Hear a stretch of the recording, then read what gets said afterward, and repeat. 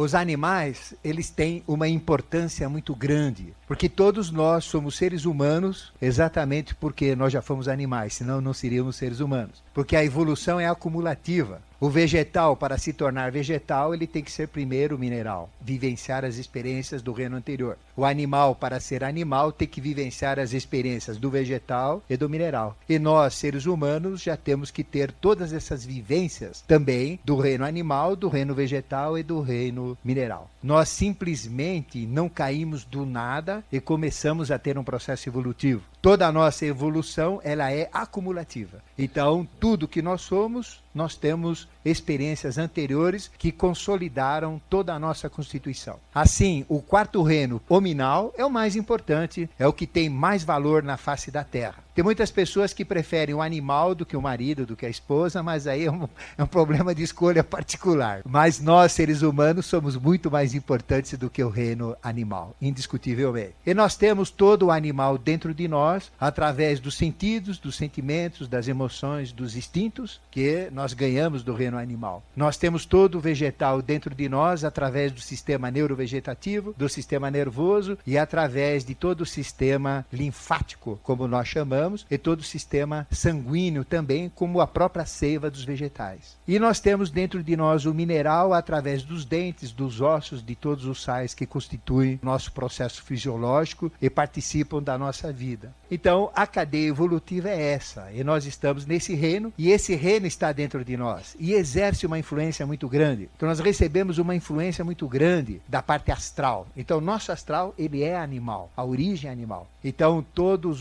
as nossas emoções, o medo, a raiva, a violência, a tristeza, a alegria, tudo isso existe já nos reinos anteriores. As únicas emoções que existem e que o animal não tem são emoções superiores. Por exemplo, nós temos ética. O animal não tem ética, ele nem sabe o que é isso. Imagina, por exemplo, um leão, a gente joga um naco de carne e fala para o leão, olha, jogo a carne e você resolve a situação. Ele fala, não, então primeiro são as leoas grávidas, depois são os idosos que têm problemas de dentição, depois são as crianças e depois somos nós adultos. Não é bem assim. Então não existe justiça também, ninguém vai reclamar, não existe animal advogado para resolver questões judiciais. Se um galo, por exemplo, tem 40 galinhas lá no galinheiro, nenhuma galinha vai arrumar um advogado para dizer que ele é polígamo. Então não tem essa regra, não tem justiça, não tem moral, não tem ética. Animal é amoral, ou seja, ele não tem moral. Nós temos moral. Então o que distancia o homem do animal são esses valores emocionais que a gente chama de superiores. Mas no restante, tudo que o animal tem, nós temos. Todos os animais têm os 5 sentidos, uns mais espertos do que os nossos, mais aguçados, mas somando os 5 sentidos, os sentidos humanos são mais perfeitos do que os sentidos animais. Apesar da águia enxergar mais, apesar do cachorro ouvir mais, mas eles têm dificuldades. A vaca, por exemplo, enxerga só preto e branco. Então ela só assiste o jogo do Corinthians, porque do Palmeiras ela não vai ter a felicidade de ver o Verdão. Então, a cadeia evolutiva funciona assim, os 4 reinos estão dentro de nós e a evolução é acumulativa. E todos nós somos formados dos 4 reinos, como eu expliquei. Temos o mineral, o vegetal e o animal. Hoje nós vamos tratar desta parte que nós falamos animal. No módulo anterior, nós falamos dos simbolismos das árvores. As árvores sagradas, as árvores bíblicas, todos os símbolos que cada árvore tem e que ajuda muito no aspecto consciencial, no aspecto de entender a religião e no aspecto de entender esse mesmo reino que a gente chama reino vegetal. Mas o animal representa o nosso próprio passado. Então, o que a gente era antes de sermos homens e mulheres? Éramos animais. Isso não quer dizer que eu era um animal com a minha consciência. Eu era um animal com a consciência do animal que eu era. E toda a vida que eu tive como animal, eu posso ter sido um cachorro, posso ter sido uma égua, um jumento, sei lá eu que eu fui, e pouco me importa. O que importa é que o que eu fui bem, porque senão eu não seria homem, não seria mulher. Então, por mais atrasado que seja uma pessoa, por mais ignorante que seja uma pessoa, ele foi bem na cadeia anterior. Senão não seria homem, senão não seria mulher. E nós continuamos a renascer homens e mulheres. Existe a possibilidade de nós voltarmos nesse reino, mas simplesmente por questões evolutivas importantíssimas, por questões de castigos kármicos de alto nível. Por exemplo, como a gente sempre fala, Hitler, o famoso Hitler, que vocês conhecem, ele reencarnou aqui no Brasil dentro de um cachorro. Era pior que um pitbull, era violento. um cachorro terrível. Mas por que aconteceu isso? Foi para ele sentir a cachorrada que ele fez. Então, são fatores evolutivos, kármicos, e é simplesmente uma experiência para ele sentir aquela animalidade incontrolável que ele deixou transparecer através da vida dele. Mas isso são casos raros. Então, o animal representa o nosso passado, ele representa a origem de todos os nossos sentidos. E através dos sentidos nós captamos o mundo. Então, o animal nos permite ter a visão, a audição, o olfato, o paladar e o tato, que são as 5 portas do conhecimento por onde entram todos os conhecimentos que nós adquirimos. Todos os nossos sentimentos. Então, nós temos os mesmos sentidos que os animais, porque o sentido é uma função nervosa. E ele funcionando gera o sentimento, que é o ato de sentir. Na hora que nós sentimos medo, alegria, tristeza ou qualquer coisa, isso desencadeia o próprio sentimento, aquilo que nós chamamos de emoção, que é uma reação glandular, é uma reação natural frente a um sentimento. Então, nosso coração dispara, a gente começa a tremer, a gente sente palpitação, falta de ar, medo, sua frio e às vezes sai até correndo, foge sem saber. Então, são aspectos do animal que a gente tem que entender. E veja, nós estamos numa fase evolutiva complicada. Eu pergunto para vocês, o homem é mais homem, o homem é mais animal? Se a gente assistir Cidade Alerta, se a gente assistir jornais que tem por aí, lermos revistas, etc., a gente vai chegar à conclusão que o homem é mais um animal. Somente o animal é capaz de jogar uma bomba atômica em Hiroshima e Nagasaki. Somente o animal é capaz de desencadear uma guerra, como estão desencadeando agora. Nós somos totalmente contrários à guerra. Se alguém vier atacar a minha casa, aí sim, eu sou obrigado a me defender. Mas atacar sem mais nem menos, em cima de uma ordem que ninguém deu para eles, uma ordem mundial, e desencadear guerras, isso é muito feio, isso é muito ruim, isso nós podemos dizer animal. Então nós vivemos mais como animais. Seguimos mais uma vida de alma-grupo do que uma vida de alma independente. Seguimos modas, seguimos tendências, o que um faz, todo mundo faz. Então nós seguimos mais uma alma grupal do que uma alma particular, individual. Então veja que em cima do animal nós temos o nosso corpo astral, que precisa ser muito trabalhado. Nós podemos dizer que 70% nós somos animais e 30% nós somos hominais. Então nós temos que trabalhar muito. E falar de homem, dos valores masculinos e dos valores femininos da mulher, é falar 30% da nossa realidade. Falar do animal, a gente está se conhecendo mais da nossa própria realidade. Por isso que esse curso é importante, falando dos simbolismos animais.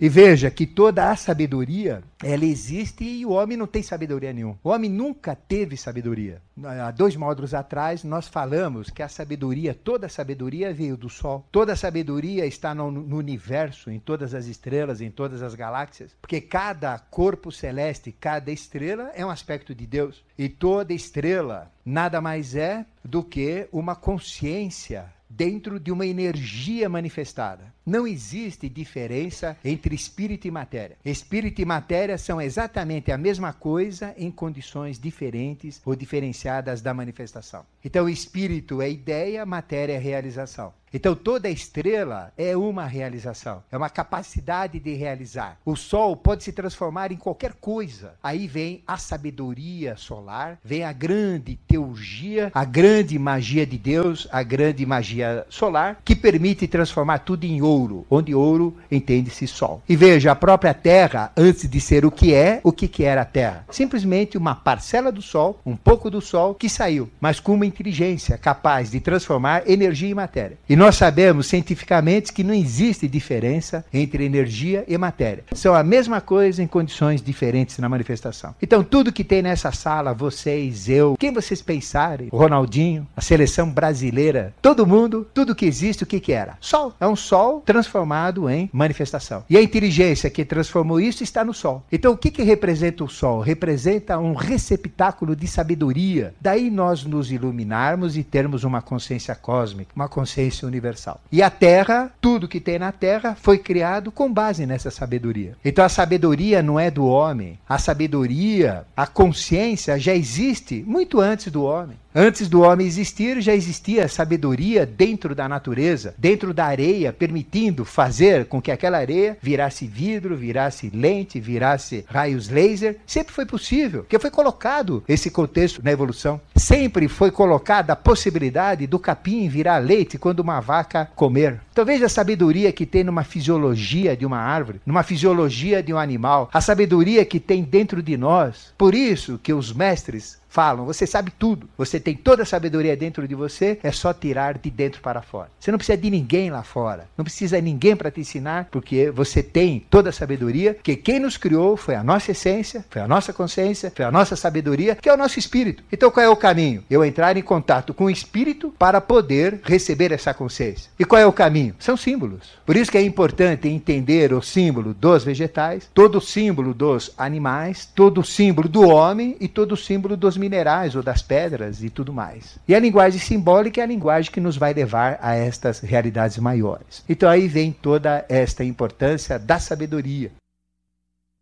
E veja, a sabedoria do animal está onde? Está exatamente no instinto do animal. Cada animal sabe exatamente o que ele tem que fazer, o que ele tem que comer, qual é a função dele. Por que um jacaré não sobe na árvore e não sai voando? Porque o instinto dele não tem essa sabedoria. Por que um passarinho mais michuruca, um pardalzinho que nasce, ele quebra o ovo e já sai voando e não precisa entrar numa escola de aviação e nem ter brevet de voo? Por que ele faz isso? Porque o instinto sabe. Ele sabe o que ele tem que comer. Ele sabe o que ele tem que procurar quando ele fica doente. Ele sabe que ele tem que viver em determinadas condições. Ele sabe do que ele tem que fugir. Ele sabe o que ele tem que atacar. Então, essa sabedoria que o animal tem é uma sabedoria mais importante do que a nossa. Porque o animal sabe, o animal usa. E nós temos essa sabedoria e não sabemos usar e nem sequer sabemos que temos instinto. Então o instinto do homem, todo mundo fala, instinto ruim, é instinto que não presta, mas não fala do aspecto bom. O nosso instinto tem toda a sabedoria que nos mostra como viver. Ou seja, todos nós deveríamos ser capazes, ao sermos soltos dentro de uma floresta, dentro de qualquer lugar, no meio de um deserto, ter a sabedoria do que fazer, como seres humanos. A gente tem essa sabedoria, só que ela está desconectada, ela está desligada. E o instinto do homem tem toda a sabedoria da ética, tem toda a sabedoria da moral, tem toda a sabedoria da justiça, tem toda a sabedoria do que nós temos que comer, do que nos dá saúde, do que nos causa doença, do que nos prejudica. Eu não preciso ter nutricionista, eu não preciso ter médico, eu não preciso ter nada, eu tenho um instinto que sabe tudo que eu tenho que ter. E se eu tenho um fígado problemático, o meu instinto diz que eu tenho um fígado problemático, o que eu tenho que comer para aquele fígado. Eu sei exatamente o que eu tenho que fazer. Eu não preciso de nada, só que nós não sabemos. Por quê? Porque o instinto está desconectado. Então a maior sabedoria, a sabedoria mais profunda, a sabedoria mais pura que nós temos, não é essa que está na cabeça, é a que está na medula, onde é a sede do nosso instinto, que é a sabedoria perfeita, sabe tudo sobre nós. Então veja a importância de nós estudarmos os simbolismos, porque permite adentrar nesse instinto, que à medida que eu entendo a finalidade, a missão, o simbolismo dos animais principais, eu vou acabar entendendo também, que eu sou superior a eles, o que isso representa para mim. Por isso que nós vamos abordar os símbolos dos animais mais importantes. São aqueles que têm um peso, têm um valor, que vão permitir despertar esta consciência. Vocês não queiram saber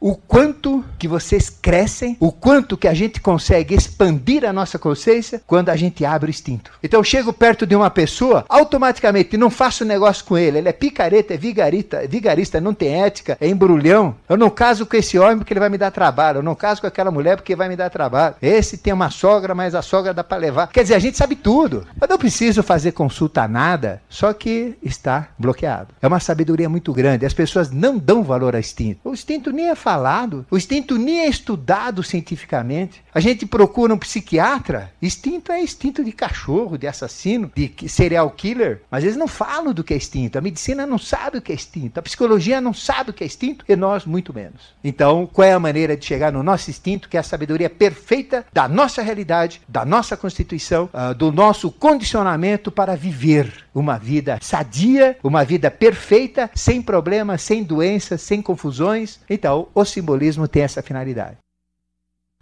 Então, por que eu falo isso? Para motivar vocês a procurarem entender os instintos do animal. Por exemplo, vocês estão ouvindo um pássaro cantando. Ah, caramba, ele está cantando por quê? Ele é cantor de bossa nova, ele é hop, o que ele é? Não, peraí, ele está dizendo alguma coisa, ele está se expressando, ele está entrando em contato. Então, quando eu conseguir entender o que um pássaro fala, o que um cachorro está se comunicando, o que um gato está se comunicando, qualquer animal, aí realmente eu consigo entender um pouco dele. E entendendo um pouco dele, eu vou abrindo as minhas capacitações instintivas. Mas isso é mais difícil, porque se eu ficar ouvindo que o passarinho está cantando, a gente ouve papagaio, que só fala besteira. Então a gente ouve papagaio, mas ficar ouvindo o passarinho para procurar entender, vamos dizer, esse cara tá pirado, interna que já foi, né? Esse já cheirou muita cola, esse não tem jeito. Mas não, a natureza fala, a natureza se expressa, os animais se expressam. Então, por que o animal abana o rabo?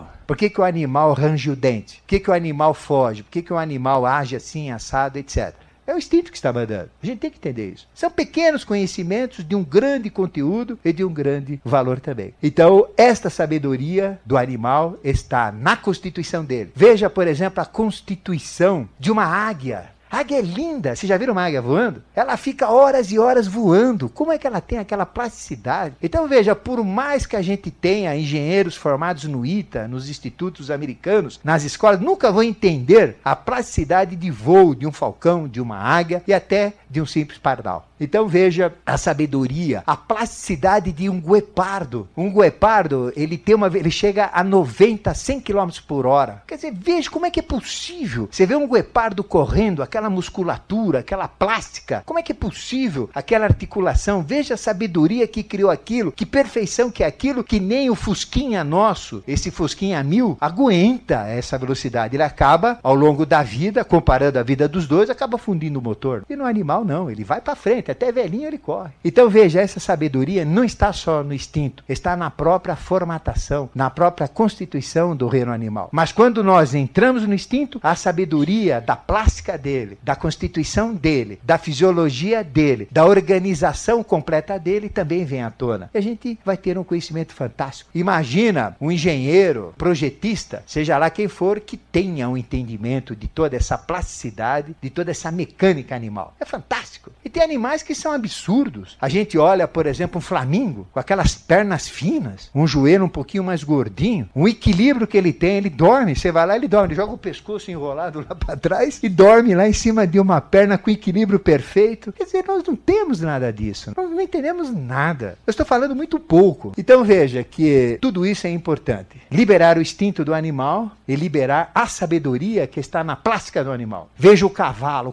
é lindo. Existe um quadro que eu vi em Taiwan, na China nacionalista, são 80 horses, 80 cavalos. Então tem um cavalo em todas as posições. É um dos quadros mais lindos que eu vi na vida, desenhados por chineses. Uma coisa maravilhosa. Quer dizer, a plasticidade que um cavalo tem, a perfeição que um cavalo tem. É melhor do que qualquer automóvel. Tanto é que ele foi o nosso grande veículo de transporte e veículo de evolução. Mas os símbolos animais, eles estão relacionados diretamente ao mundo astral, aos sentidos, aos sentimentos, às emoções. E nós vamos falar dos símbolos. E atrás dos símbolos, obviamente, existe todo um processo astral. Então a gente procura o quê? Em cima do nosso astral, identificar o animal com o astral dele. Aí eu coloco o meu instinto em contato com o instinto do animal. Ele pode estar distante, pode ser uma foto, pode ser um filme, pouco importa. Mas na hora que o meu instinto bate com o instinto do animal e eu sei o que aquele animal tem dentro do instinto dele, o significado daquele instinto, isso então vai me abrindo portais para eu entender o meu próprio instinto, além de entender o instinto do animal. Então, a finalidade deste curso é exatamente esse: abrir esta possibilidade de nós arrancarmos conhecimentos que nós temos em quantidades infinitas através do instinto, através da fisiologia. E quando eu falo fisiologia, eu falo da fisiologia física do corpo físico. Eu falo da fisiologia vital, todos os nossos chakras, toda a nossa constituição vital, todos os nossos nadis, que são como veias por onde corre prana, por onde corre chi ou ki, a energia vital. Eu falo do nosso corpo astral, dos chakras astrais. Eu falo do nosso corpo mental. É fisiologia completa. Então tudo isso vem à tona.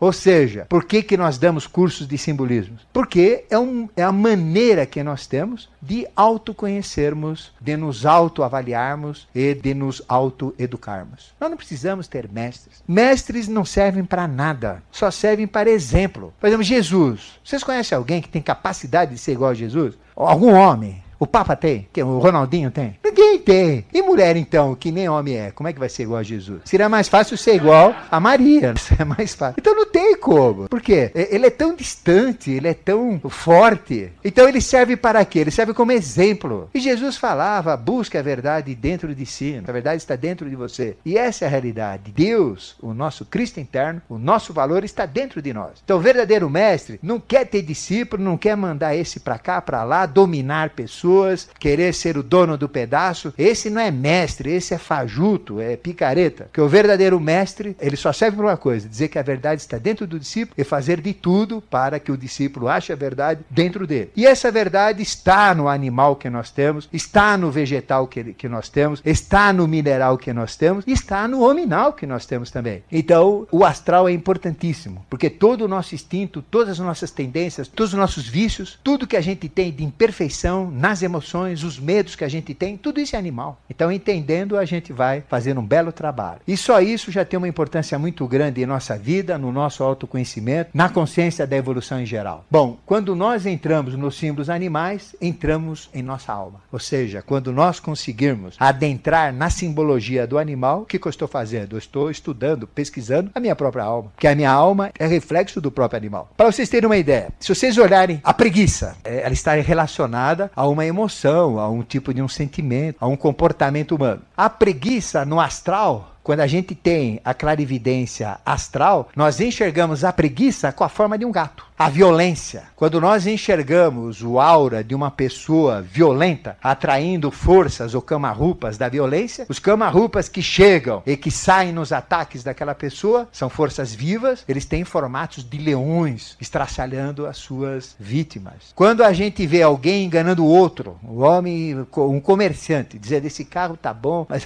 vai fundir daqui a 10 quilômetros, é isso? Não, esse carro é bom, pode comprar, tá tudo bem, um picareta, dizendo, não, esse apartamento é bom, só tem vazamento, vai passar uma rua bem no meio do apartamento, está enganando, é um raposa. Quando ele está nessa atitude enganando alguém, o que a gente vê? Exatamente estas formas raposinas, raposoides, um raposão ali no astral dele. Então existe uma correlação direta do animal, das suas formas e também dos próprios sentimentos e do astral. Então, quando vocês se tornarem clarividentes, e eu espero que isso aconteça o mais rápido possível, vocês simplesmente, pela forma que surgirem, por analogia, vão dizer, não, esse sujeito é raposão, esse sujeito é preguiçoso. Por exemplo, eu vou trabalhar no departamento pessoal, no recrutamento de funcionário. Aí eu olho o astral dele e vejo um gato. Falo, esse é preguiçoso, vai embora. Aí eu vejo tem o formato de uma lebre. Falo, opa, esse daí é rápido, pode vir que esse... Mas precisa ver se ele faz certo. É como o judeu fala, a sabedoria do judeu é fantástica. A gente chega para um judeu e fala, o que é melhor, você está no caminho certo ou no caminho errado? O judeuzinho pergunta pro judeuzão, o que é melhor, está no caminho certo ou no caminho errado? Depende. Se você estiver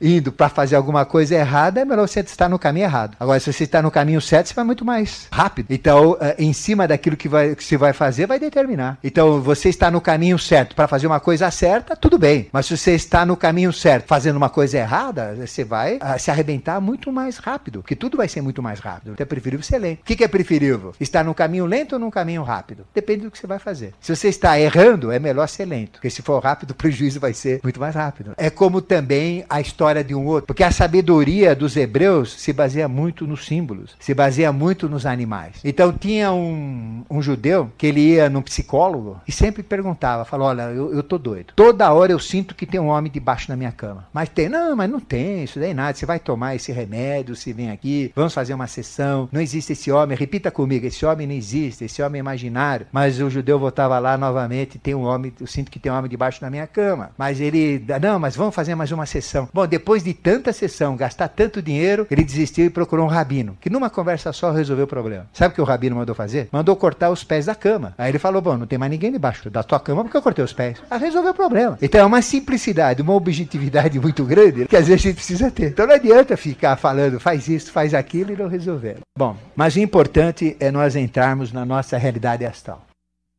animal nas tradições. Todas as tradições do mundo falam dos símbolos animais. E esses símbolos animais, eles se repetem nas tradições, como também o simbolismo das árvores, como também os simbolismos mitológicos. E eles são perpetuados através das próprias mitologias. E mitologia significa mito, oculto, e logia, lógica, o conhecimento. O que é mitologia? É ocultismo, é o estudo do oculto. Por isso que não existe nenhuma escola iniciática, escola de ocultismo, de hermetismo, de gnose, de antroposofia, de teosofia, de seja lá do que for, que não tenha estudo de mitologia, que é o próprio estudo deles. Esses símbolos também representam nas filosofias, quantas fábulas existem falando dos animais, nas religiões. Jesus é o próprio Cordeiro de Deus. E estes símbolos nem sempre são entendidos, nem sempre são devidamente aplicados e nem sempre são usados. Então é importante a gente entender os símbolos, porque quando entrar numa igreja, quando entrar num templo, quando entrar numa loja maçônica, quando entrar numa escola iniciática ou em qualquer local sério, esotérico, espiritualista, eu vou entender sobre o que aquilo está se referenciando. Se eles souberem, porque às vezes eles põem, nem sabem por que põem, mas supondo que sejam dignos e que façam a coisa correta. Então os símbolos animais universais, esses que estão espalhados no mundo todo, obviamente são os mais importantes. E alguns deles nós já demos em cursos anteriores. Falamos da serpente, que é o maior símbolo. Ou seja, quando que nós deixamos de ser animais e passamos a ser hominais, homens e mulheres? Foi no episódio do paraíso. E todo o jogo do paraíso começa com a tentação da serpente. E a serpente o que fazia? Ela tentou Eva para comer do fruto proibido. E depois que Eva comeu do fruto proibido, ela pegou o fruto e deu para Adão comer também. E o fruto proibido, nós falamos nos cursos anteriores, era o figo, que é a primeira coisa que ele fez. Na hora que ele mordeu, Deus apareceu, ele tirou a folha e cobriu. Era uma folha de figueira que ele cobriu. Não era de uva nem de parreira. Mas é a figueira. Então nós já falamos da serpente, todo esse simbolismo, porque representa a passagem do animal para o animal homem. Do animal para a mulher animal. Então a serpente é a passagem do animal para animal homem e da mulher, do animal para animal mulher. Por que a mulher tem pavor de serpente? Porque foi o primeiro contato quando ela teve a mente. Porque quando ela comeu do fruto proibido, ela começou a ter mente. Porque até então ela tinha instinto só. Ela ganhou a mente, ela ganhou o mental. Porque ela comeu o fruto da árvore do conhecimento do bem e do mal. Da polaridade do que é certo e do que é errado. Tanto é que Adão nem sabia o que era vergonha. Ele andava peladão ali no paraíso. Era uma ilha de nudismo e todo mundo andava assim, todos os Adãos, porque existiam aos milhões. Era um padrão evolutivo. Então Adão não é um homem, é um padrão evolutivo. Então era assim, Eva também. Mas quando comeram do fruto proibido, veio a vergonha. Primeira vez que ele se tira a vergonha. Animal não tem vergonha, mas não é sem vergonha. Ele é amoral, lembra que eu falei? Homem não, homem é sem vergonha. Por exemplo, se a cadela está no cio e o animal vai copular a cadela e passa um padre ou uma freira, eles vão falar o que? Não, vão deixar para depois, porque está passando um padre, a barra vai esquentar. Não, então pouco aí, porque ele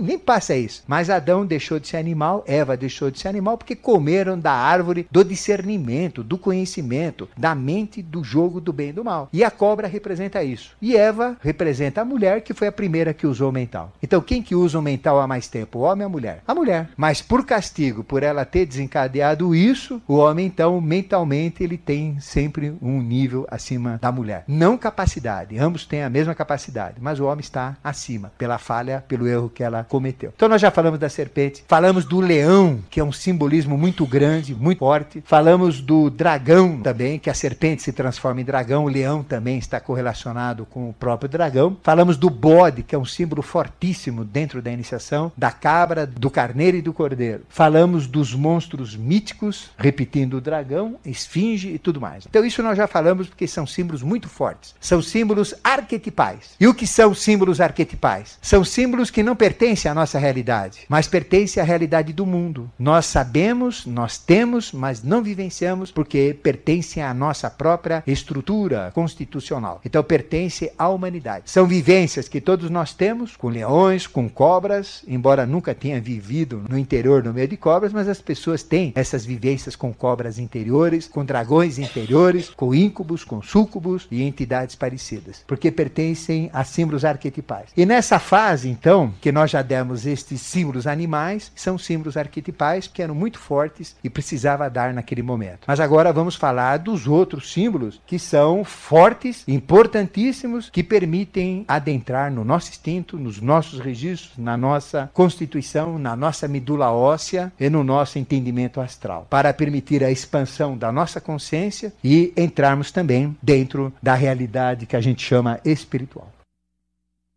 Como eu falei, todos os animais estão relacionados às diversas tradições. E na expulsão do paraíso começa com a transformação do homem animal em homem e inicia pela serpente, e essa serpente ela é representada pelo Onocentauro. Onicentauro ou Onocentauro. O que é Onocentauro? É um macaco com cabeça de homem. E esse macaco com cabeça de homem, na realidade, era uma macaca, e essa macaca ela é chamada Lilith. Então, Lilith representa a origem da mulher. Antes de Eva, Adão teve contato com Lilith. Então, a primeira mulher de Adão não foi Eva. Eva foi a segunda mulher, sem divórcio, né? Mas a primeira, na realidade, foi Lilith. E Lilith representava uma besta, representava um animal com cérebro 0 quilômetro, que nunca tinha pensado, adentrando na evolução, e deu isto para a própria constituição do homem, do ser humano. E Lilith, nós sabemos pela tradição hebraica, ela corresponde ao próprio raio Bishat, corresponde ao demônio vampiro que tira sangue dos machos, chamado de Kados. Corresponde, na tradição hindu, a Dakini, que é uma espécie de vampiro também.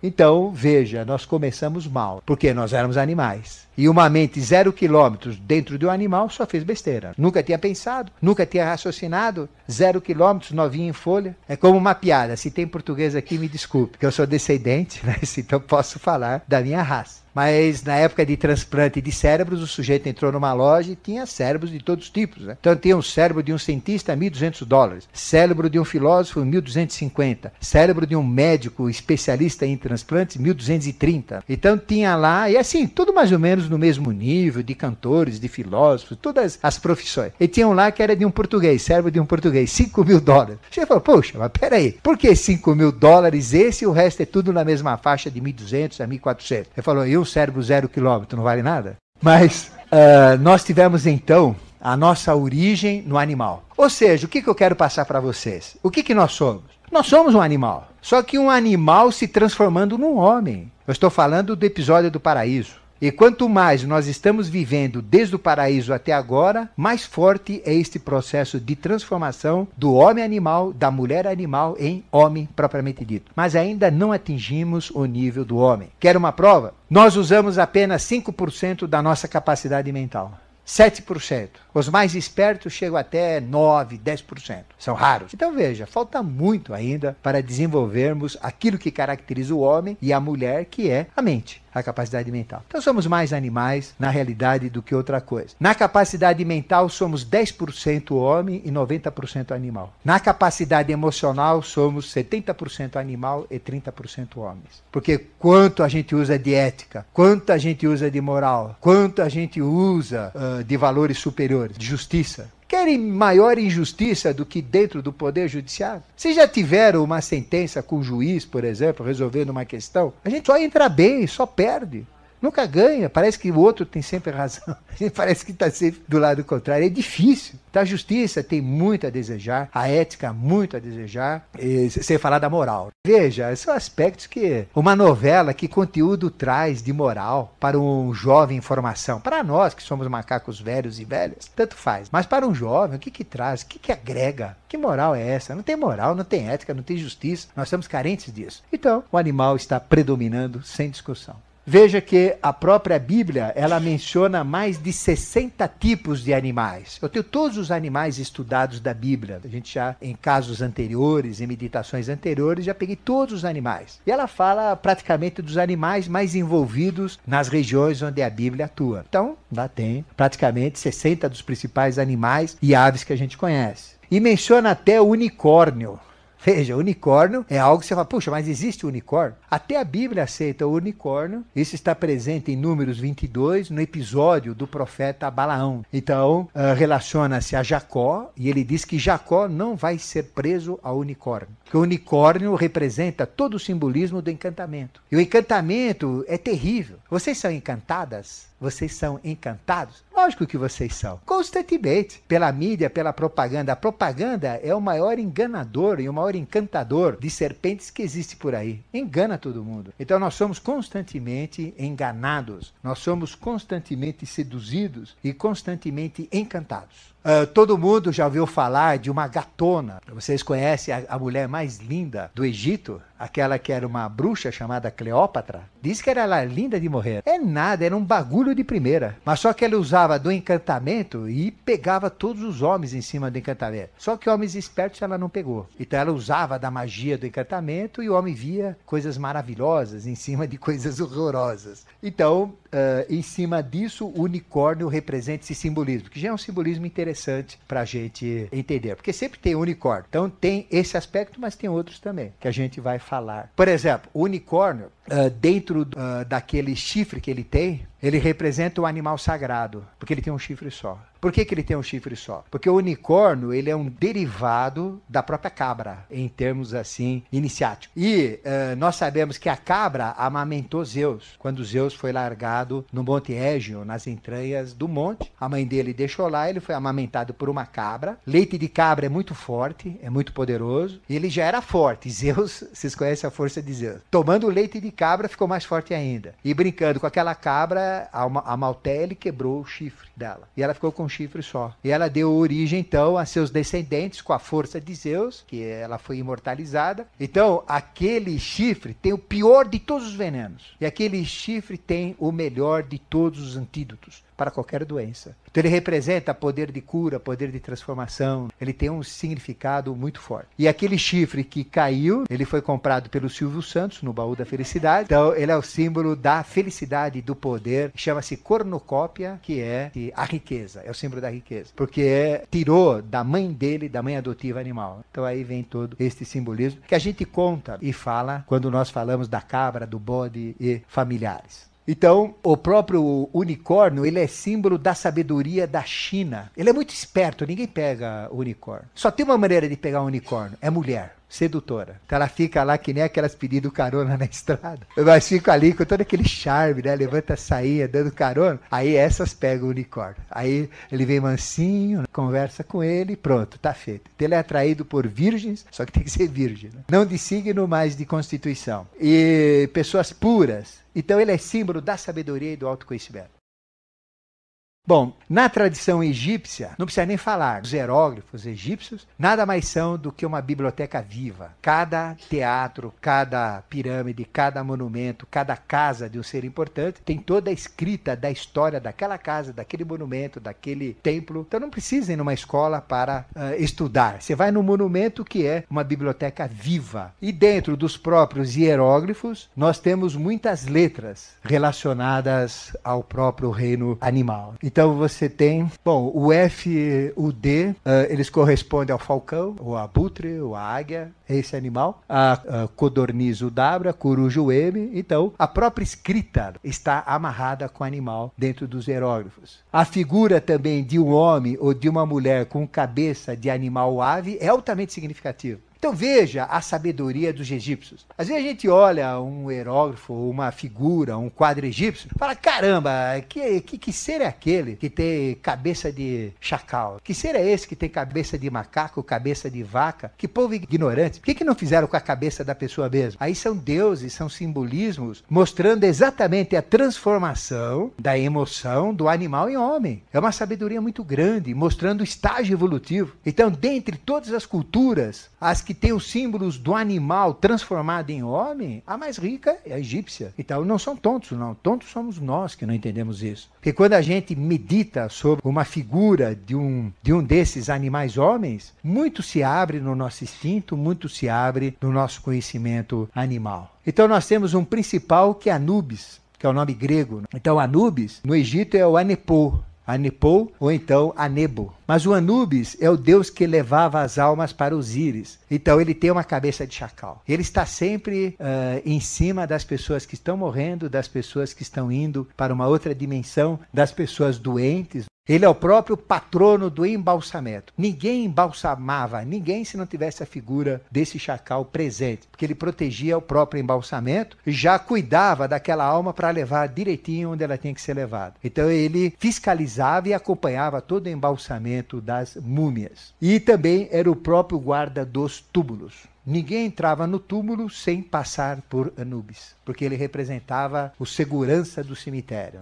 E ele auxiliava a Tote e avaliava quanto que pesava em virtude e em verdade os corações daqueles que ele levava e transportava para o julgamento. E no julgamento, na sala de Amente, do grande deus Amente julgador, que é o deus do astral, que a gente chama Kama, o deus Kama. Então, ele representa o próprio deus Kama, ele representa o próprio Yama também, segundo a tradição hindu. Ele é o chefe dos 42 juízes do karma, segundo a tradição egípcia. É o próprio deus Psicopompo. Então veja o que tem de riqueza atrás desse simbolismo. Uma riqueza muito grande. Então quando a gente olhar o símbolo desse, não vamos olhar simplesmente algo engraçado ou algo esquisito, mas uma consciência onde o homem não atingiu o seu padrão e o padrão dele de julgamento é um padrão animal. Por isso que tem uma cabeça de um animal comandando o quanto ele tem. E se a gente olhar o chacal, qual é a vida do chacal? O que um chacal faz? Ele vem à noite e vem comer o quê? Porcaria. Ele come coisas sujas, ele come defuntos, ele rodeia cemitérios, abre buracos para pegar defuntos. Então o chacal é isso. E se vocês entrarem dentro do templo de Chichén Itzá, no Yucatán, no México, tem uma portinha que a gente entra e sobe, sua para burro, tudo molhado lá dentro. A gente vai encontrar figuras similares da mesma tradição. Que uns falam que é chacal, outros falam que é jaguar, mas é o mesmo significado, tem o mesmo sentido. Só que ele se mostra como animal, não animal-homem. Depois tem Horus. Horus é o grande deus egípcio com cabeça de falcão. E ele representa o próprio filho de Osíris e Ísis. Ele representa o próprio retorno de Ísis. Porque na mitologia, o que aconteceu?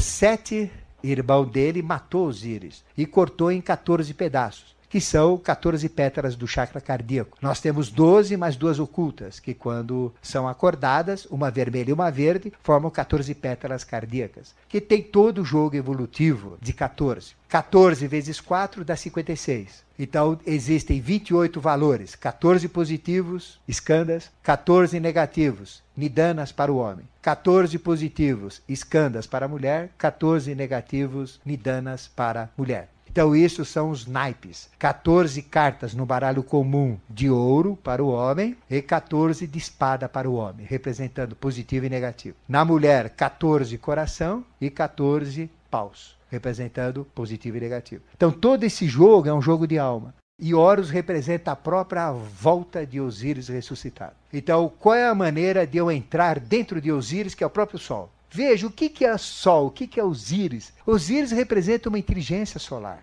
Os faraós, principalmente Amenófis IV, Cunaton, era a própria consciência solar manifestada na forma de ser humano. Então não eram homens, não eram mulheres, mas eram deuses feito homens e feito mulheres. Então eram consciências altíssimas. E através de Horus nós podemos entrar no Sol, podemos entrar em Osíris. E através dele entramos na mãe também, que é Ísis ou Lua. Ou entramos no Sol, que é Osíris, ou entramos na Lua, que é Ísis. Então veja o simbolismo. O simbolismo é o simbolismo da própria reencarnação, da própria volta, do próprio renascimento através desta figura de homem com cabeça de falcão. E essa figura Horus, ele luta constantemente com Sete, que é o mal, representa todo o mal. Então de dia ele vence todas as batalhas, então ele é o deus do dia. Então se eu quiser ter contato com Horus é de dia. E à noite ele perde todas as batalhas, que é as trevas. Então ele é de Osíris, é sol, ele vive enquanto tem sol, enquanto não tem sol ele não atua. Por isso que os rituais eram sempre diurnos, magia branca. E aquilo que era feito à noite era magia negra, onde atuava Sete, onde atuavam outros deuses egípcios. Então isso já marca sol e lua, a diferença entre trevas e luz. E ele é representado também como o menino recém recém-nascido da arca. Se vocês olharem as figuras egípcias, sempre tem uma arca. E essa arca leva Osíris e leva todo o seu séquito, passando pelo Nilo, passando pelos rios celestes, pelos rios inferiores, tanto faz. Então, ele nasceu nessa arca. E essa arca nada mais é do que Agartha, como nós chamamos, que representa o local de nascimento, o local de consciência de todos os mestres, de todos os avataras, né? Então é representado por uma arca ou por Agartha. E egípcio é Arga. Até parece Agartha. Então ele é muito casto, ele é puro e nunca se envolveu com mulher nenhuma. Mas também não se envolveu com homem. Ele era puro, puro mesmo. Então ele representa o Deus da pureza sem amores, porque ele amava a humanidade toda. Todos os homens, todas as mulheres. Ele era adorado no solstício de inverno, que corresponde a Natal, no dia 22 de dezembro. Ele é o próprio sol do inverno, símbolo de Cristo, doce e cheio de amor. Então veja todo um simbolismo que existe atrás dessa figura. Então quando vocês olharem uma figura de Horus com cabeça de falcão, não é só olhar o animal. Olhem o que ele significa. Então, ele é amor puro, ele representa renascimento, ele representa transformação, ele representa a luta contra as trevas constante, ele não perde durante o dia. Enquanto ele está no dia, ele não perde luta alguma. Ele é o símbolo da doçura, é o símbolo do próprio amor. Tem o sinocéfalo. Os sinocéfalos são os espíritos servidores de Tote. Vale lembrar que Tote, para os egípcios, é o mesmo Hermés Trismegisto dos gregos e é o mesmo Mercúrio dos romanos. É o mesmo ser, é a mesma divindade, com nomes diferentes. Então, corresponde aos espíritos adoradores do sol. Então, ele tem um corpo de macaco, é um macaco magrinho e com rabo comprido e enrolado. Então, essa é a figura dele. E ele tem cabeça de cão, por isso que ele chama sinocéfalo, é cabeça de cão. Então, é um macaco com cabeça de cachorro. Então, ele é sempre colocado, essa figura, esse desenho, ao lado de relógios de sol, ou relógios de areia. Então, quando ele é colocado ao lado de relógio de areia, por que ele põe? Porque esse ser, ele faz a micção dele de hora em hora. Você pode acertar o relógio, de hora em hora ele vai no banheiro. Ia lá e...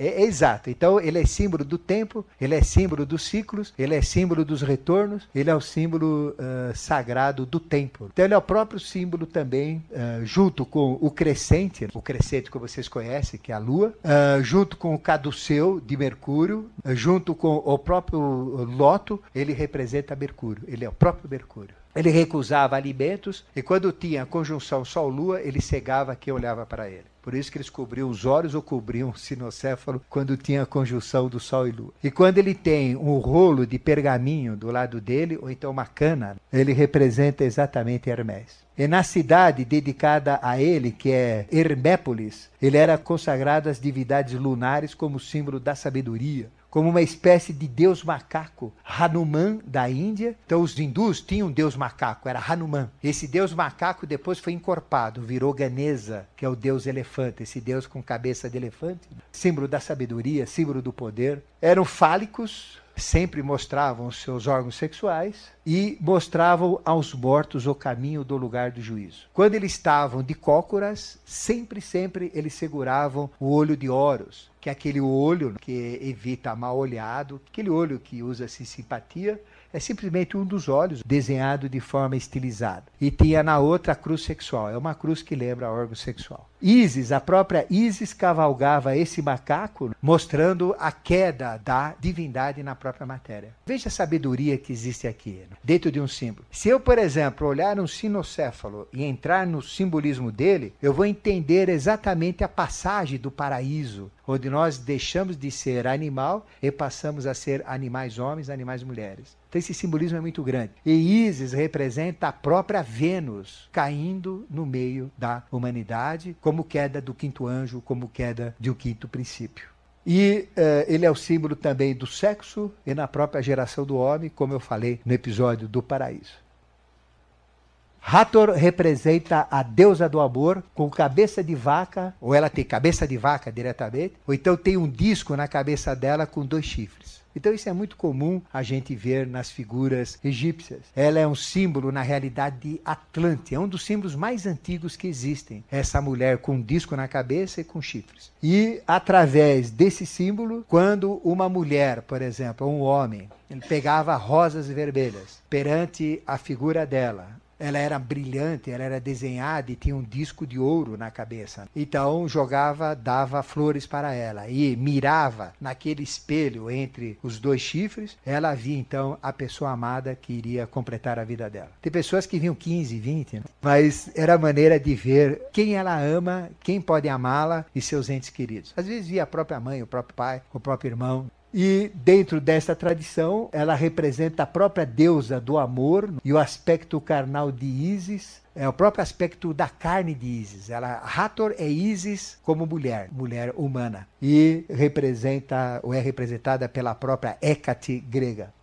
Depois tem esta outra figura que é terrível, chamada Sobek, que é um deus com cabeça de crocodilo. Então veja, aquela arca que eu falei, que andava no Nilo, andava nos rios celestes, nos rios infernais, era guiada por um crocodilo. Por que era guiada por um crocodilo? Porque o crocodilo era o ser mais forte dentro do Nilo, que conseguia mostrar poder, conhecia tudo, vencia o Nilo e vencia quem entrasse lá dentro. Então ele era o condutor da arca que andava pelo Nilo. E esse deus Sobek é complicado. Ele representa o próprio dragão egípcio, símbolo do sol, símbolo da lua, e conduzia, como eu disse, esse barco de Osíris, dando poder sobre as águas e sobre todo o emocional. Nós estivemos nesse templo de Sobek, do deus crocodilo. Foi terrível. São 2 templos. Tem um templo que é templo de medicina, de Horus, e um templo de Sobek. Então, quando nós entramos, existia uma energia. Antes de entrar, já aconteceram um monte de coisas lá. Mas quando nós entramos, do lado, são 2 templos, o da direita e o da esquerda. Ele fica do lado esquerdo. Do lado esquerdo existe um poço profundo, e esse poço tem uma conexão que ia, em tempos antigos, até o Nilo. E lá, o Nilo enchia aquele poço até um certo nível, porque ele estava em vasos comunicantes com o rio, e os crocodilos enormes, de 5, 6 metros, entravam lá dentro. E ficavam lá. Só que eles tinham que comer. Aí, então, o que faziam? Tinham aqueles que eram jogados lá dentro. Então, quando cheguei lá dentro, olhei aquele negócio, aí a coisa pegou. A coisa pegou, não foi fácil. Foi uma energia desgraçada que saiu daquele negócio. Ou eu fui jogado lá no passado, ou eu jogava a gente lá. Um dos dois. Mas que tinha alguma coisa envolvida, tinha. Aí saí de lá, aí não teve jeito. O jacaré entrou dentro de mim, o crocodilo. Então entrou um crocodilo astral, pequeno, mais ou menos desse tamanho, aqui dentro. Entrou por aqui, eu senti ele entrar, desceu, foi arranhando tudo, entrou aqui dentro. Aí entrou em todo o intestino, ali dentro, apertou, foi inchando, sentia a coisa andando lá dentro, uma sensação horrorosa, tremia que nem vara verde, suava frio, uma dor desgraçada em toda essa região, e foi mordendo. Aí ele saía de lá, como é astral, ele passa para os outros órgãos. Mordia o coração, ele segurava o coração, não deixava o coração bater, soltava, mordia o fígado, mordia o intestino, mordia a bexiga, a sorte que estava vazia, senão eu ia fazer papelão. Pegou o meu intestino, apertou inteiro, o grosso, a sorte que estava vazio também, senão ia fazer papelão.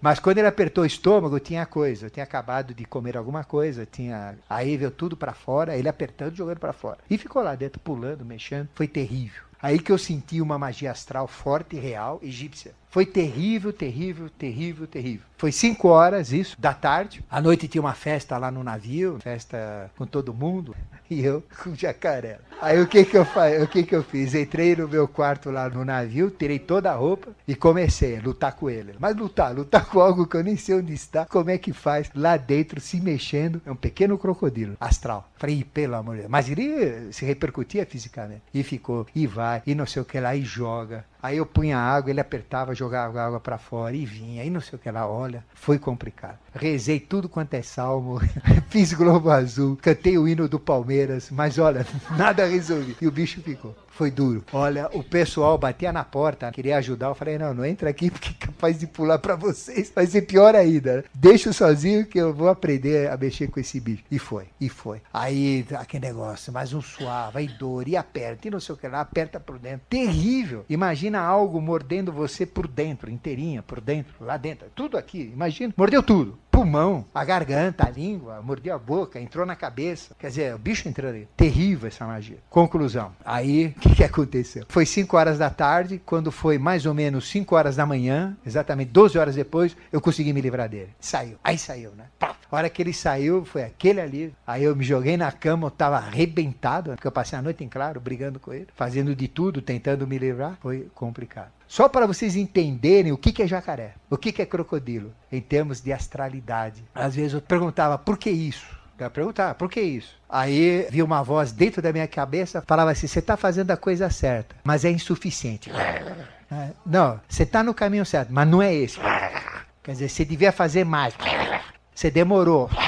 Coisas assim, que vinha na cabeça. Eu falei, pelo amor de Deus. Eu não aguentava mais. Vou morrer aqui, vou ser jogado no Nilo, comido de dentro para fora. Eu falei, não é possível. Até que saiu, passou o período de 12 horas. Acredito eu, porque ele entrou, estava escurecendo, então ele entrou na noite. E não fui eu que tirei, acho que ele saiu sozinho. Só que depois eu fechei o corpo, aí não entrou mais. Quando começou a amanhecer, ele saiu. Então ele ficou bem no período da noite inteirinha, 12 horas de trevas. Então, para você sentir o que é uma magia de um crocodilo, o que é o simbolismo desse crocodilo, é terrível. Então ele representa o próprio dragão egípcio, símbolo do sol e da lua, conduziu o barco de Osíris, é muito bonito, mas tem esse lado feio dele que não é fácil. Agora, por outro lado, meditando muito, eu quis ter novo contato com esse crocodilo. A gente não pode fugir, tem que entender, porque se acontecer uma coisa tão forte é porque é importante. E aí eu percebi, ele não me prejudicou, ele me ajudou. Ou seja, talvez eu fosse determinado a ter determinadas coisas que ele me limpou. Ele me limpou totalmente. Apesar de não ser da linha dele, ele me limpou por agradecimento, sei lá eu, por comando de alguém, sei lá eu. Mas ele fez uma limpeza em mim. Então eu nunca fui tão limpo, nunca tive um intestino tão limpo, ponto por ponto. Ele estava me limpando,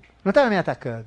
Ele mexeu em tudo, meu corpo, me limpou o corpo inteiro. Quer dizer, depois de lá eu comecei a sentir as diferenças. E a consciência, então, nem se fala, abriu para burro, né? Ficou comprida que nem ele. Realmente são simbolismos fortes. Então o crocodilo, ele tem dois aspectos muito fortes. Ele protege o bem, mas ataca. É aquele que vem dar paulada. É que te protege, mas se você não andar no caminho, ele te pega. E no mal nem se fala. Aí ele solta a franga de vez no mal. Então é um ser dual que atua nos dois aspectos, tanto no positivo como no negativo.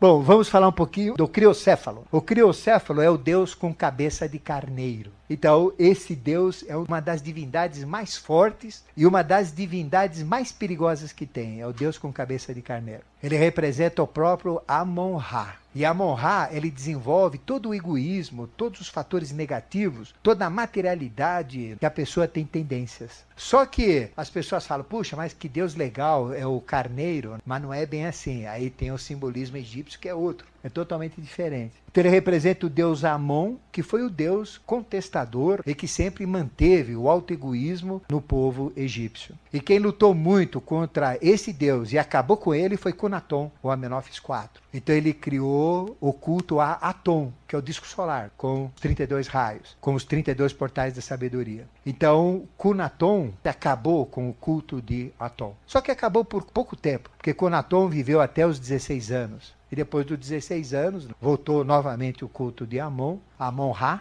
e aí vem toda a história egoística também do Egito. Então ele representa o próprio egoísmo, ele representa o sucesso nas trevas, ele representa o sucesso da magia negra. Então quem quiser praticar magia negra, já tem uma figura boa, principalmente que tem um chifre para baixo, que é o mais forte. Ele prevalece em todos os deuses que têm chifre. Ele prevalece, é o mais forte de todos. Ele prevalece no touro Apis, Ísis também, a gente já falou que o aspecto rator de Ísis também tem chifres, então prevalece sobre Ísis, que tem a cabeça de vaca. E aqui tem o famoso itinerário de Ísis relacionado à vaca. Então nós vamos falar um pouco mais na frente.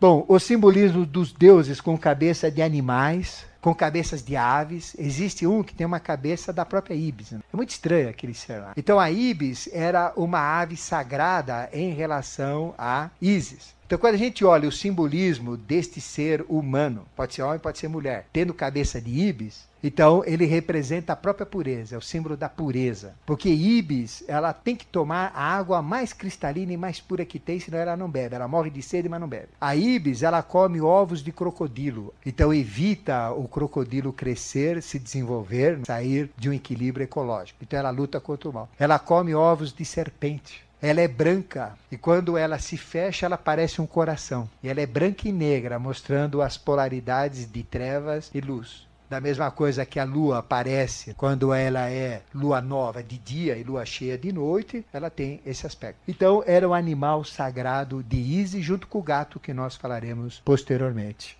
Representa a própria metamorfose do animal homem.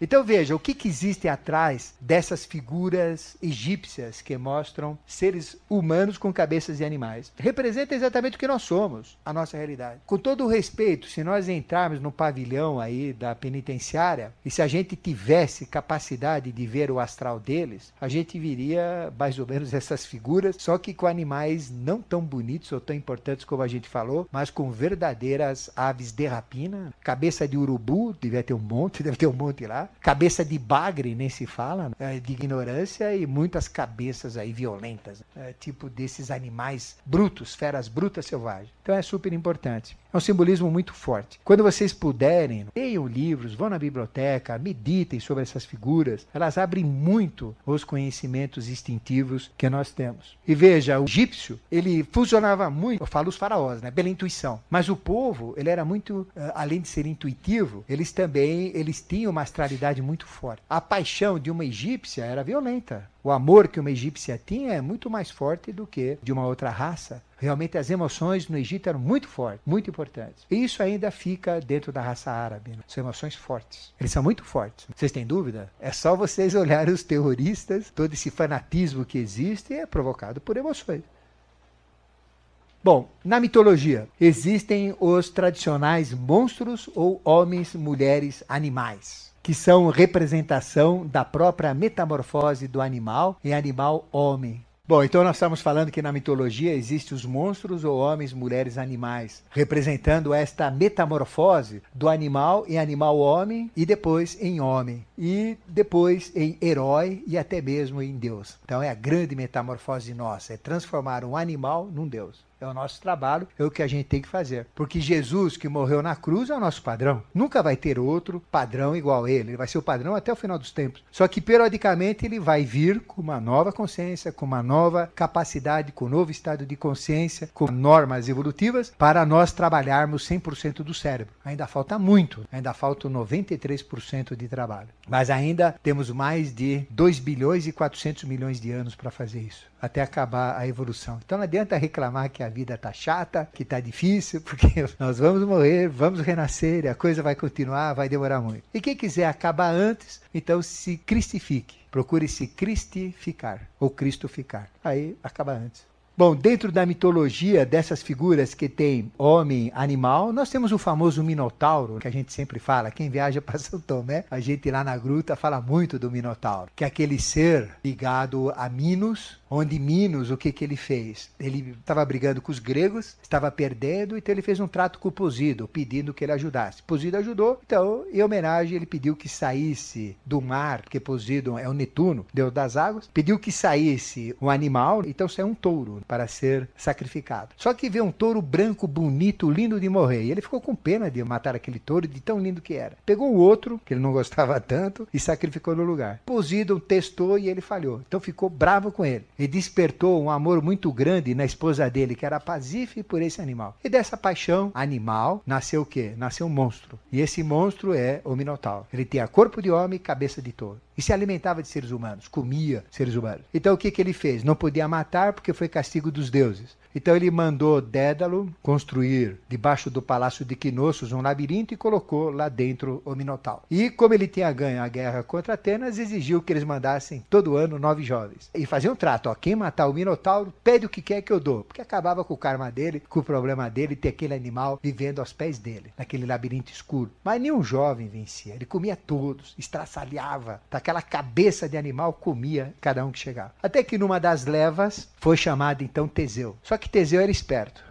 Ele foi procurar um outro ser que é um centauro. E centauro o que é? Ele tem cabeça de homem e tronco de homem e corpo de cavalo. Chamava Querion. E pediu para ele ensinar numa arte guerreira para vencer o Minotauro. Porque ele sabia, porque ele tinha animal e tinha homem, então ele me ensina, porque eu sou só homem. Então ele explicou como pode vencer um animal. Aí chegou a vez de Teseu, foi o último. Os outros 8 morreram, foram comidos. Mas quando ele chegou, ele bateu de olho com uma gatinha linda de morrer, que era Ariadne. Piscaram e ela falou assim, não vai morrer. Quando você entrar naquele labirinto, você vai matar aquele monstro. Eu tenho certeza que você vai, porque também ele era um baita de um fortão. É um dos heróis mais fortes que a gente tem na história grega. E o que acontece? Ela falou, mas eu vou me perder lá dentro. Não, eu tenho um fio de lã, eu vou amarrar no seu tronco, você entra, mata o bicho, eu te puxo e a gente vai curtir a vida. Quando chegou a vez dele, ele entrou, matou o bicho depois de uma luta terrível, com os ensinamentos do centauro, e depois então, puxado pelo fio de Ariadne, saiu, caiu nos braços dela e foram felizes por muito e muito tempo. É bonita a história. Então, aí representa todo um jogo do animal, a cabeça do animal dominando o homem, que é a nossa situação praticamente atual, versus a cabeça do homem dominando o animal. É o próprio jogo da emoção dominando a mente, que é o homem, versus a mente dominando a emoção, que é o animal. Então é o próprio mito da inteligência emocional, como a gente chama. É o mito que todos nós vivemos. Então o labirinto é a nossa alma, o minotauro está lá dentro, que é a emoção tentando vencer-nos, ao aspecto mental, versus o conhecimento, que é o herói que nós somos nessa luta no labirinto da alma, com os ensinamentos do centauro, que é a mente tentando controlar e dominar a emoção. O jogo dentro de cada um. Equinoccios é o nosso corpo, palácio do conhecimento. Então veja que Minotauro tem um significado muito forte. O centauro tem esse significado forte também.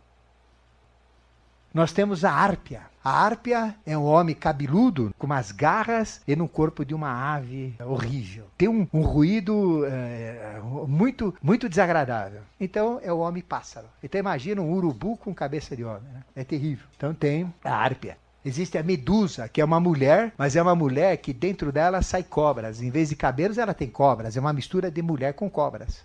Nós temos as esfinges, nós temos Fiques, que é uma esfinge grega. Nós temos as impulsas, que são monstros tipo dragão. Temos as quimeras, que são tipos também de esfinges, que são monstros animais humanos. Então, quando a gente olha esse aspecto, esse simbolismo, o que nós estamos vendo dentro da mitologia, esses símbolos? Nós estamos vendo exatamente a nossa alma. E a nossa alma se personifica. Por exemplo, quando a nossa alma está com sentimentos negativos, a gente quer fazer coisas indevidas e a nossa alma está suja, nós então podemos atrair entidades que vêm do astral, chamadas íncubos, que são entidades que atacam as mulheres. Então a mulher começa a sonhar com um gatão, né? Com bandeiras lá, com Brad Pitt dançando com ele, num ambiente erótico, perfumado, rola aqui, rola lá, é a história do fica. Aí de repente ela começa a ser apertada, ai não faz isso, ele aperta, de repente entra a unha, agarra, de repente começa a apertar, esfinge, vem de esfingre apertar, vem um bafo pestilento de cachaça podre, comida rançosa, aquela coisa horrível, e vai apertando, e aquele ser que era bonitão, que nem o Bandeiras, o Brad Pitt, vira um monstro horroroso, insuportável, impossível de olhar. E o que ele faz? Ele te tira toda a energia sexual, e vai te provocando orgasmo atrás de outro orgasmo, e vai te tirando todas as tuas secreções. E você acorda num frangalho, num bagulho, não aguenta nem ficar em pé. Às vezes dá até 3, 4, 5 ataques por noite. A pessoa nem consegue sair de casa. Então é um ataque que vem do astral. Lembra do crocodilo que eu falei? Esse tem o orgasmo, mas é um orgasmo dolorido. Não é fácil. É sofredor. Então tem os íncubos. E súcubo é a mesma coisa. Vem a Cher Stone, as gatonas lá dançando, ambiente erótico, é a mesma coisa. Só que ela vai se transformando num monstro e acontece tudo igual. São súcubos que atacam os homens. E eles atacam, então, quando a pessoa tem essas tendências a fazer coisas sexuais diferenciadas, ou sei lá, avançadas ou ilícitas, cada um na sua ética, no seu costume, ou então quando a pessoa é muito pura, que é um teste em cima da pureza dela. Então representa a própria conspurcação da nossa alma. Então são símbolos fortíssimos. Então, por exemplo, eu tenho que confrontar esse símbolo, eu tenho que ver esse símbolo, eu não posso ter medo dele. Eu já passei por essas experiências, foram terríveis, mas saí delas. Então eu consegui vencer a minha esfinge lá. Então a minha esfinge já não me dá trabalho, ela já toca em outra freguesia. Quando ela vem cá, eu falo, sobe lá que ali tem, ou então desce lá, ou vai para a esquerda, vai para a direita. Quer dizer, eu não falo isso, mas falo, aqui não tem vez, vai para onde você quiser. E ela vai, mas ela vem atacar. Elas atacam padres. Imagina um padre. Aí chega a menininha, vai confessar, ai padre, eu fiz isso, sabe? Eu fui com o noivo no motel, aconteceu isso e isso. O padre fica com a orelha vermelha, imaginando tudo que ela está falando e suando frio, enxugando com a bateria. Vem outra lá, ih padre, precisa ver o que eu fiz com o namorado, com o noivo lá. Aí vem outro, ih, precisa ver o que aconteceu com a namorada. Quer dizer, já pensou um padre, depois de um dia de confessionário, ainda tem umas que contam detalhes. O padre sai lá com tudo isso no astral dele. O que acontece à noite então? O que vem de ataque se for padre, vem direto muito súcubos. E como não tem muito padre, eles vão onde tem saia preta, aí vão atacar as freiras também, tudo que tiver relacionado. Então é terrível. Então veja, são simbolismos muito fortes, estes simbolismos das esfinges. E isso tem também, nós já falamos sobre isso. Aí nós temos o famoso Pégasus, que é uma mistura de animal, com uma ave, que é o cavalo alado. Esse é fantástico, um simbolismo muito forte. Por exemplo, mentalizar em Pégaso me dá toda uma liberdade de voo astral. Então veja, qual é um facilitador de viagem astral e de viagem mental? É Pégasus. É só sentir que está voando nele, ele te leva embora e você voa tranquilamente em viagem astral. Existem também as crenças zoolátricas, ou seja, são crianças que convivem com os animais então têm um respeito muito grande no relacionamento com os seres humanos. Então nós tivemos o caso de Zeus que eu falei, que foi amamentado por uma cabra chamada Amalteia. Nós temos o caso dessa rainha muito bonita da Babilônia, Semíramis, que ela foi sempre protegida por pombas. Nós tivemos Gilgamex, da famosa epopeia de Gilgamex, o envolvimento dele com a águia. Nós tivemos Ciro, o grande Ciro, o envolvimento com cadela. Então tinha uma cadela que protegia e alimentava. Rômulo e Remo, vocês conhecem a história, com a loba. Téléfo, ele apanhou de Aquiles e ele estava quase morrendo, então ele sequestrou o menino Orestes e falou que ia matar o Orestes se alguém não curasse ele. O cara era safado, então já existia sequestro naquela época e ele foi salvo, então aí soltou o moleque Orestes. Então ele foi protegido por uma corça que ajudou muito. Paris era protegido por uma ursa que era como a sogra dele, cuidava dele com carinho perfeito. E veja que na própria mitologia também, como na tradição cristã, que existem mais de 60 animais, símbolos, na mitologia nós temos 40, porque muitos se repetem, porque tem muitos monstros mitológicos. Então complementa esse número. Além daquilo que eu falei da tradição cristã, além da tradição egípcia, além da mitologia, existem outras tradições, diversas tradições. A tradição chinesa, a tradição hindu e tantas outras. E todas elas referenciam animais e seus símbolos em todas as culturas que eles têm também. Nas suas religiões também falam dos animais. Nas suas mitologias, pois o simbolismo do animal também é universal. Então o que vale para uma cultura, vale normalmente para outras. E quando nós falamos de simbolismo, o que um animal tem de referências àquele símbolo se repete também nas outras culturas. Normalmente são os mesmos símbolos. Então, às vezes, conhecendo o símbolo de uma cultura, nós entendemos o símbolo de outras culturas porque representa a mesma coisa. E eles estão perpetuados nas próprias constelações. Então veja, nós temos, se a gente pegar a abóboda celeste, existem 88 áreas. E cada uma destas áreas corresponde a uma constelação. Assim, algumas delas a gente vai falar. Tem a ursa, né, a ursa maior. Tem o cão maior, cão menor, tem o touro, tem leão, escorpião, Pégasus, né, que são as constelações das épocas que a gente chama leão, escorpião, Pégasus. Por exemplo, escorpião é do inverno, Pégasus da primavera, leão do outono e do verão que é o caçador de animais, também está relacionado com animais. Então nós temos muitos animais relacionados dentro da própria mitologia, perpetuados no céu. Então o animal é super importante. E entender o simbolismo animal é ler esta linguagem cósmica, essa linguagem astrológica, esta linguagem até astronômica.